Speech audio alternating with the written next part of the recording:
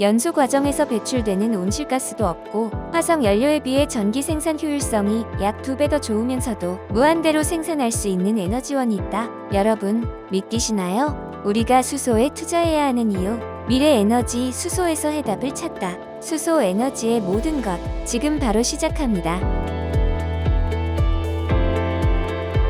안녕하세요. 오늘은 우리 일상에 어떻게 수소가 이용되고 있는지 알아보는 시간을 가져볼까 합니다. 먼저 수소란 무엇일까요? 수소는 우주 구성 물질의 75%를 차지하고 있고 전 세계 어느 곳에서나 쉽게 구할 수가 있기 때문에 지역적인 편차가 없습니다. 그리고 수소가 산소와 만나면 반응을 해서 물이 생성되기 때문에 기술적으로 어렵지만 우리가 충분히 활용하면 많은 에너지를 얻을 수도 있습니다. 수소라는 원소가 처음으로 발견된 것은 18세기 후반이고 본격적으로 처음 연료로 적용되기 시작한 것은 인류가 최초로 달에 착륙했던 아폴로 11호에 수소를 연료로 사용한 연료 전지가 우주선의 전원 공급용으로 탑재가 된 때입니다. 그 이후에 석유 파동을 거치면서 수소에 많은 관심이 생겼다가 최근 탄소 중립과 같은 이슈들이 사회적으로 굉장히 중요한 관심사로 떠오르면서 최근에는 더 큰 관심을 받고 있습니다. 수소가 이렇게 핫한 이슈로 떠오르게 된 계기는 기후변화와 밀접한 관련이 있는데요. 공해, 온실 효과 등의 얘기가 나오면서 탄소 중립이 매우 중요해졌습니다.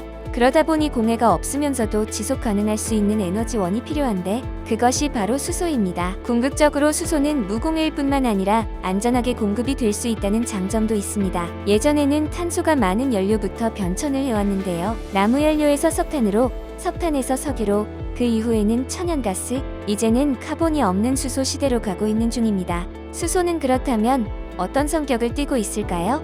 수소는 혼자 있을 때보다는 다른 원소들, 특히 산소와 결합을 해서 반응을 하면서 많은 에너지를 내게 됩니다. 또한 수소는 실용화가 되어 있지 않기 때문에 수소를 연구하는 연구가들은 상당히 미래지향적이며 풍부한 상상력이 있다는 특징이 있습니다. 수소는 매우 가벼운 원소이기 때문에 수소를 큐브 트레일러에 넣어서 움직이면 가만히 있는데 이것에 전기를 가해주게 되면 수소가 생산이 됩니다.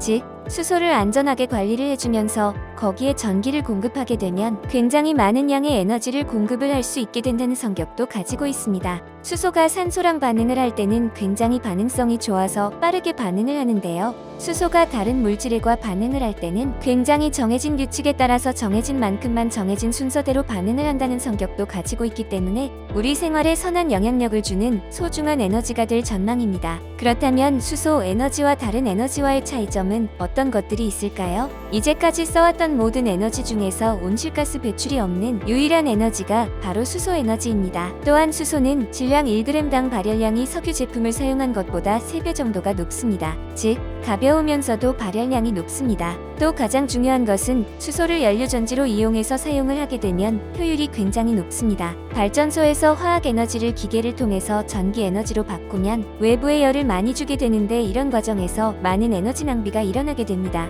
그런데 수소 에너지는 바로 화학 에너지가 외부에 열 손실 없이 전기 에너지로 바로 넘어가기 때문에 굉장히 효율이 높은 에너지원입니다. 수소도 결국 에너지원으로 사용하려면 추출하는 생산 과정이 필요한데 이 과정에서 유해 물질이 발생하지 않을까요? 이전까지 인류는 탄소가 있는 물질에서 수소를 뽑아냈었습니다. 예를 들면 천연가스에서 수소를 추출하다 보니 탄소가 생기게 되고 그 과정에서 산소와 결합하게 되면 CO 또는 CO2가 생기게 되는데 이런 문제는 CO2를 잡아내는 기술을 통해 완전히 없앨 수 있습니다. 궁극적으로 수소를 쓸 때는 아무런 오염물질이 발생하지 않습니다. 이를 그린 수소라고 이야기하는데요. 우리가 이 그린 수소로부터 수소를 얻을 때 재생에너지가 100% 보급이 된다면 우리는 완전한 무공해 에너지를 얻을 수 있게 됩니다. 그런데 수소는 현 시점에서 문제가 하나 있는데요. 수소는 다른 연료들과 비교를 해보면 무게당 에너지 저장 밀도는 1등이지만 부피당 에너지 저장 밀도는 뒤에서 1등입니다. 같은 양의 에너지를 얻기 위해서 수소를 연료로 저장을 하게 되면 부피는 굉장히 커지게 되는데요. 그래서 부피를 줄이기 위한 두 가지 방법이 있습니다. 하나는 압력을 높여서 압축을 하는 방법, 또 하나는 액체로 만드는 방법이 있습니다. 액체로 만들려면 온도를 영하 253도씨 이하까지 낮춰야 되기 때문에 굉장한 어려움이 있습니다. 그런 특성들로 인해서 부피를 작게 줄여서 수소로 저장하는 기술 개발이 필요하기도 합니다. 그렇다면 이러한 수소 저장 방법의 개발은 현재 어느 단계에 와 있을까요? 현재 수소차에는 700기압의 고압 수소 탱크를 사용하고 있습니다. 우리가 타고 다니는 천연가스 버스의 경우는 200에서 250기압 몇 정도의 고압 탱크를 사용하고 있는데 그보다 약 3배 정도 높은 압력의 고압 탱크를 이용해서 수소를 저장하고 있는 것입니다. 그런데 많은 양의 수소를 저장하는 경우에는 고압의 기체 탱크에 저장하는 것이 어렵기 때문에 그런 경우에는 영하 253도씨까지 낮춰서 저장을 하는 방법을 개발하고 있습니다.